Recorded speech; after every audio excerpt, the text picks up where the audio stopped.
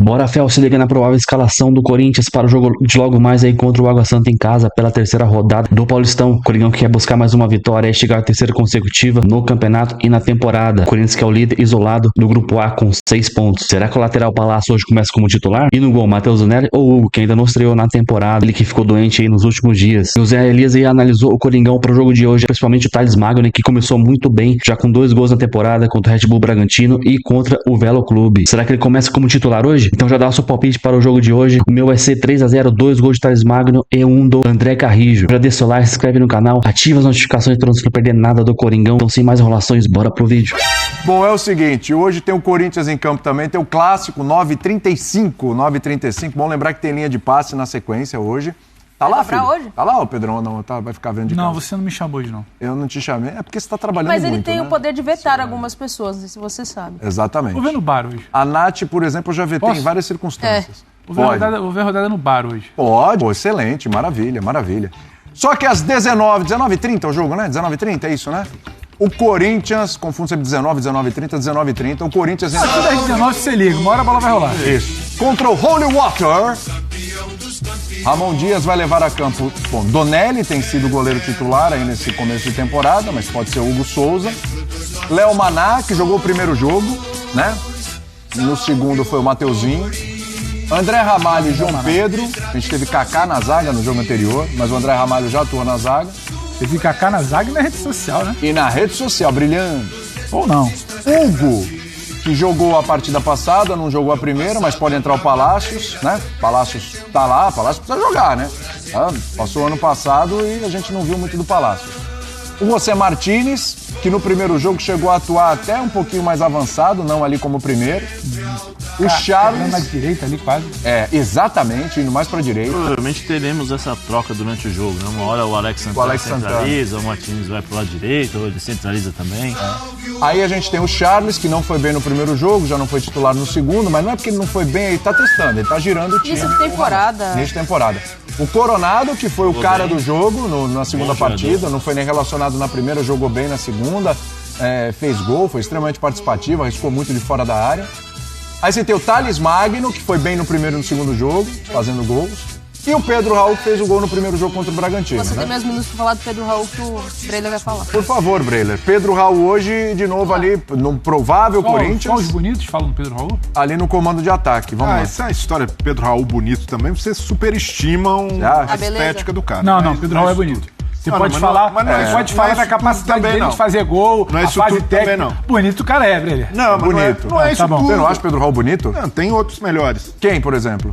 É melhor não perguntar. Cita aí, vai. Quem é mais bonito que o Pedro Raul no futebol brasileiro? Thales Magno, por exemplo. O Vando, com certeza. Olha a barba. O Vando tem mais sex appeal. Barba descolorida Quem? do Thales Magno. Tem gente que prefere. Você prefere? Eu prefiro.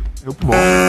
Como jogador também. Sim. Não, mas tá falando da beleza. Mas eu tenho minhas questões com o Pedro Raul, técnicas, sobre o jogador.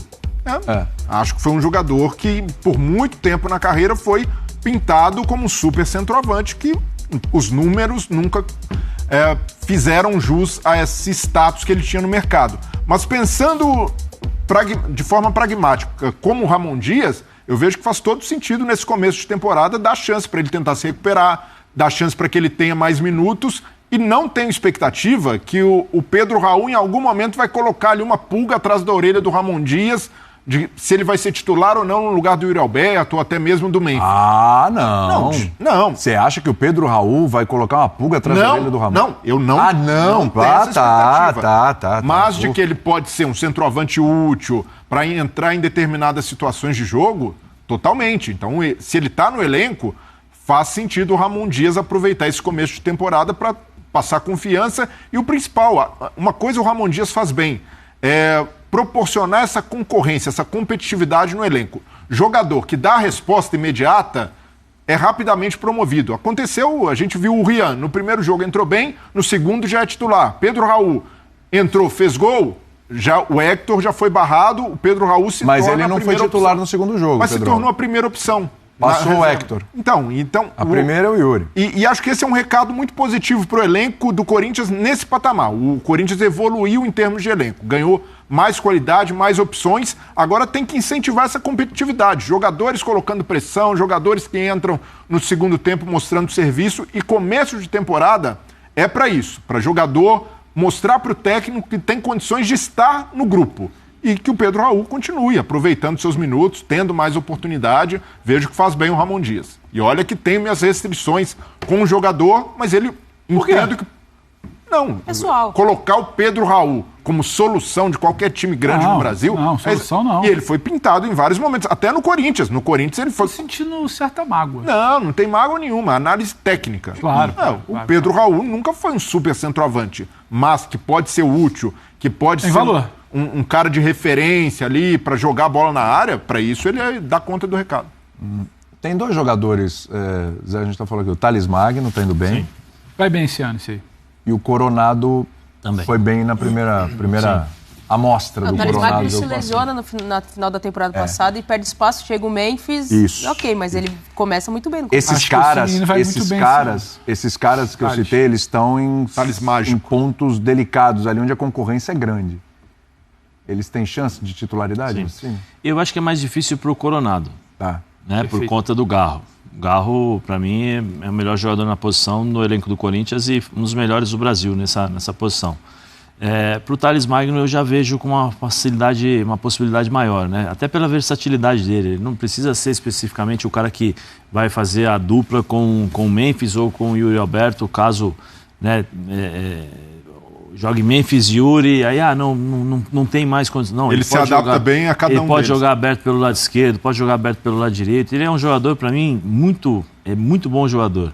Eu falei já o ano passado, acho que o Corinthians começa a mudar a sua forma de jogar e a sua maneira de ser dentro de campo com a chegada do Thales Magno, que é diferente do Wesley. Porque o Corinthians tinha uma única jogada, bola no Garro, o Garro jogava no Wesley, o Wesley tentava uma jogada individual para fazer o cruzamento para a finalização do Yuri. Era só isso. O jogador, quando tem base boa, é diferente, né, Zé? Isso é verdade. Isso é verdade.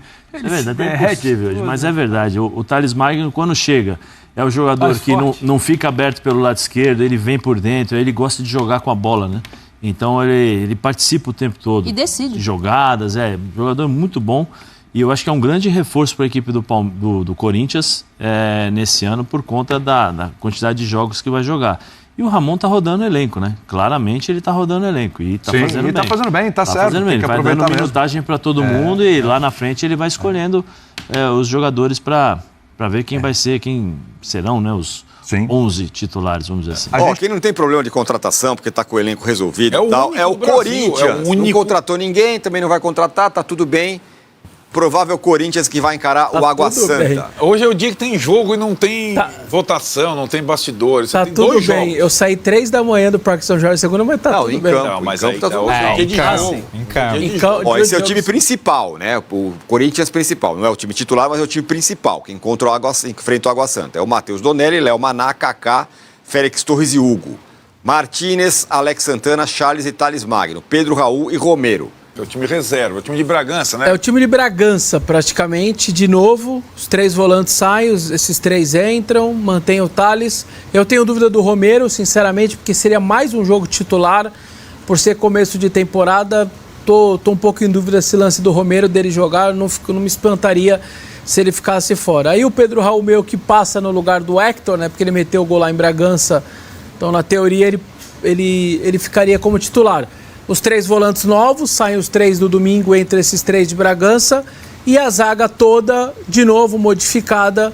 Saem os laterais, saem os zagueiros e retornam, então, também de Bragança e até poderia ser a estreia do Félix Torres na zaga. É aquele revezamento para que todo mundo no final de semana, que aí sim, majestoso, Morumbi, e jogue todo mundo. E aí deu uma semana de preparação para Memphis, para Yuri, para outros jogadores. Então, é possível que tenha, por exemplo, sai o Romero, sobe o Thales Magno e entra o Coronado, jogue ele de meia, já que é o único que tem, que o Garro está machucado. Então, a minha dúvida aí é muito o Romero, assim, se ele vai participar de novo, eu tenho a impressão que não, pela quantidade de jogos iniciais aí na temporada. Olha, Arnaldo, esse é o meio campo reserva do Corinthians. Dá uma olhada, uma espiada. Martínez, Alex Santana, Charles e Thales Magno. Nada mal, né? E aí eu acho que... Então o elenco do Corinthians você está falando em tom de brincadeira, né? Mas talvez seja o único clube do Brasil que não precisa contratar. Hoje, se não sair ninguém. Lembrando em consideração que tem o Bidon que está na seleção, então ele não está participando dos jogos do Corinthians ainda e foi um titular da temporada passada. E acho esse revezamento, também está dividido em dois, né? É o time de Bragança e depois o time de casa, agora é o time daqui e vai ser o time do clássico mais parecido com aquele do Velo Clube, né? Então acho que o Corinthians faz um revezamento necessário nesse início. Você não tem ainda, eu acho que aí essa discussão nesse time especificamente é a função do Tales, a gente discutiu muito aqui com o Vessone. O reserva do Garro é o Coronado, mas o Coronado, por todas as questões físicas, tal, tem um cuidado um pouco maior e o Garro está machucado. Então, né, então você não tem os dois meias agora e o Tales tenta fazer essa função, mas na verdade fica como se fosse um terceiro atacante, né? Junto ali, ficam 3 volantes, 3 atacantes. Mas acho que é um bom time. Para jogar contra o Água Santa, que hoje é o pior time do Campeonato Paulista nesse início. E aí ele guarda a formação principal, os principais para domingo para jogar com o São Paulo. Tá tudo certinho. O Corinthians deu quase 15 dias, aí divulgou a primeira imagem do Garro, porque quando a imprensa foi no treino, abriu ali 1 ou 2 treinos, até pré-coletivo, e também assistiu o treino, parte do treino, ele ficou lá dentro. Então foi a primeira vez que ontem o clube divulgou uma foto dele, já de roxo, que é o novo uniforme de treino, no campo. Foi a primeira vez mesmo. Assim, ninguém nem tinha visto o rosto ainda do Garro, mas como disse a família Dias, ele precisa de eles falam argentino, uma par de semanas ainda. Então é só o começo, ele vai demorar um pouco para... Agora que ele está começando a pré-temporada. Tipo assim. Basicamente. E aliás, é o que aconteceu no passado. Pouca gente lembra, mas como o Tadieres ficava demorando para mandar a documentação, estava brigando lá com a diretoria do Corinthians, ele demorou 6 ou 7 rodadas para estrear. Ele estreia numa quarta e o Mano cai na terça. O Mano nunca utilizou o Garro porque demorou para ele coisar. O Maicon também saiu no bid, foi inscrito, só que também voltando de LCA, né, ligamento cruzado anterior do joelho, só deve jogar lá para começo de fevereiro. E ontem chamou a atenção, à noite, uma postagem, o Guilherme Gama, a gente falou de base, um menino de 16 anos, um zagueiro de 16, ele pularia vários na frente dele, um monte de etapa, então deve ter entrado na mente do Ramon nos treinos de alguma maneira, e aí ele raspou o Memphis lá, e o Yuri e o Matheusinho rasparam o cabelo dele, ele deve ir para o jogo hoje e ficar no banco, chamado Guilherme Gama, renovou o contrato recentemente, um menino de 16 anos, zagueiro. Ele não estava nem na Copinha. Não está na Copinha, não está em... Não foi tirado do time da Copinha para jogar como o Palmeiras fez. E aí pode ser então que ele vá para o banco hoje, fica essa novidade aí também, mas não deve jogar, né? Só para ir para o banco. O Hugo volta no Clássico? Goleiro? O Hugo sim, ele postou inclusive fotos dele, o clube também postou, teve uma crise de amidalite, e aí agora que voltou aos treinos, hoje não vai para o jogo, imagino que não vai o Donelli, mas para domingo... Você treina terça, quarta, quinta, sexta, sábado. Acho que é uma sequência bem tranquila para um goleiro aí se pegar firme a partir de ontem. E aí sim ele vai para o jogo no final de semana. É a estreia dele na temporada. Hoje eu não espero ele lá, não. Ô, Gabriel, ficou uma discussão aqui, sempre fica uma discussão aqui no G4 sobre o elenco do Corinthians. O Arnaldo, por exemplo, coloca entre os melhores do Brasil e tudo mais. Comparando com os poderosões aí, Flamengo, Palmeiras... Você acha que o elenco do Corinthians está igual, está parecido? Então, eu até perguntar para o Vessone, consenso na diretoria também que o elenco do Corinthians não precisa de reforços, assim, vai seguir com esse... Porque assim, terminou o Brasileiro muito bem, eu até falava para alguns amigos, para mim o Corinthians terminou o ano melhor que o Palmeiras, jogando mais, né? Não, isso sim. Que o São Paulo então? Que o São Paulo também. Fecha aqui em mim que eu vou mostrar qual é o consenso da diretoria, ó. Esse é o consenso, falta de dinheiro, não tem. Não, porque também já investiu quanto na investiu janela muito, passada. é isso, não porque, tem assim, grana. Se você vê algumas posições, por exemplo, o Matheusinho, eu acho que até um jogador interessante, mas eu acho que o Corinthians precisaria de um lateral direito... Se abriu mão melhor do Fagner, nessa posição, se abriu mão do Fagner... Você acha que é o Manchester City, todo não, mundo, o Palmeiras também. Tá o Manchester City não, eu não acho que seja fácil, mas a minha visão... O elenco é bom. Mas eu acho o elenco bom, cara. Eu até falei num grupo ontem de palmeirenses e assim, eu acho que esse derby do próximo dia 6 lá no Allianz Parque vai ser um dos mais equilibrados dos últimos anos, assim, porque há anos o Palmeiras entra em todo derby como favorito. Até esse último Itaquera o Palmeiras era favorito, acabou perdendo, começou o jogo muito bem, com possibilidades ali de abrir 2, 3, não fez e foi castigado. Mas eu acho que, claro, o Vessone sempre fala dessa coisa da torcida única, todo clássico que você joga a favor da sua torcida, você é favorito. Então o Palmeiras vai ter o Allianz Parque ali, mas eu acho que, cara, hoje, até por ser começo de ano, esse derby no Allianz Parque vai ser bem equilibrado. E acho que o Palmeiras vai precisar subir um pouquinho o sarrafo do seu elenco para continuar sendo mais favorito no derby do que é hoje, né? Mas eu vejo o Corinthians... E não só, eu acho que a confiança do time, por mais bizarro que aconteça na parte política, parece que os caras conseguem quase que o mundo à parte, né? O elenco com a torcida, né? Você vê o elenco numa união com a torcida muito... E detalhe, o salário ainda atrasado, né? Então os caras estão os caras estão jogando dessa maneira, com o salário atrasado de janeiro não caiu, nem no dia 7, nem o direito de imagem do dia 20. Então, a ver aí, quando a diretoria disse que houve um bloqueio grande nas contas, uma bela pancada foi bloqueada mesmo judicialmente, era um dinheiro grande da LFU, se fala em quase 50 milhões que ia pingar na conta, só que aí foi para uma conta judicial e que estão nos finalmente aí para desbloqueio, para que volte para a conta, e aí você paga os jogadores e fica em dia, mas realmente é uma situação que os caras estão indo para o terceiro jogo aí sem o salário, a não ser que durante a tarde aconteça diferente e tal, mas neste momento, até agora de manhã, por exemplo, ainda estava atrasado. O melhor elenco, um dos melhores? Eu acho que... Não, na verdade, você pode... Precisa de lateral, por exemplo, como o Gabriel falou? Você fica falando em Manchester City joga menos do que o Corinthians. Não Olha o recorte. Não menos futebol, menos joga partidas. Menos partida. Menos partidas.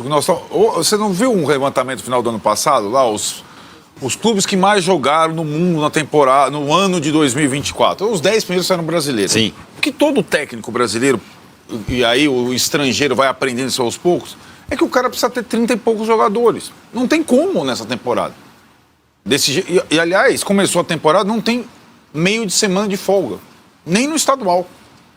Por conta do Super Mundial também. E, por exemplo, o Palmeiras vai jogar. O Corinthians não vai jogar. Ok, mas... O que eu acho que precisa de lateral foi uma das poucas posições que o Corinthians abriu mão de um jogador do ano passado para cá, o Fagner, ele foi pro Cruzeiro. Para abrir espaço pro Léo Maná, menino da base. Mas aí era já uma estratégia. Isso. O Fagner não estava comprometendo o time. Tá, a resposta tá aí. Vai apostar no Léo Maná, então. Vai. O Mateuzinho titular, o Léo Maná reserva. Quando o Mateuzinho machucar, isso aí. Aí acabou. Acho que os setores primordiais, o Corinthians tinha sobra, como meio de campo. E agora, pra finalizar o vídeo aí, Piau, Romero e Roberto aí fazem as pazes após atrito no último jogo pelo Paulistão, onde o Romero pegou a bola e bateu o pênalti no lugar do Roberto. De acordo com a imprensa, o Igor Coronado foi o principal responsável por conseguir aparar as arestas no vestiário corintiano. O atrito aconteceu justamente no segundo tempo, onde o atacante Romero pegou a bola para bater o pênalti e não deixou o Roberto cobrar. O atacante paraguaio acabou errando a cobrança e o camisa 9 acabou mandando uma direta nas redes sociais. E logo depois da partida, o Emiliano Dias foi perguntado ali na coletiva, mas ele deixou claro que o clima no vestiário é bom, e a gente sabe que é bom, né? A gente vê nos bastidores do Corinthians, na Corinthians TV, que o clima é muito bom, nas entrevistas que os caras dão aí nos podcasts. Às vezes é de jogo, a gente sabe que isso pode acontecer, claro que precisa ser mais controlado. O Roberto não precisava ter feito aquela postagem após o jogo, né? Claro, de cabeça quente, os caras às vezes não pensam, porém é bom evitar. Mas parece aí que o Roberto e o Romero fizeram as pazes no treino de ontem no CT do Corinthians. Meio que o Coronado ali que participou dessa reconciliação, né? Ele que foi o principal responsável por fazer as pazes entre os jogadores. Mas será que realmente teve essa briguinha? Será que os caras ficaram sem falar? Eu acho que era algo tão pequeno pros caras realmente ficar sem falar. Se fosse numa Libertadores, numa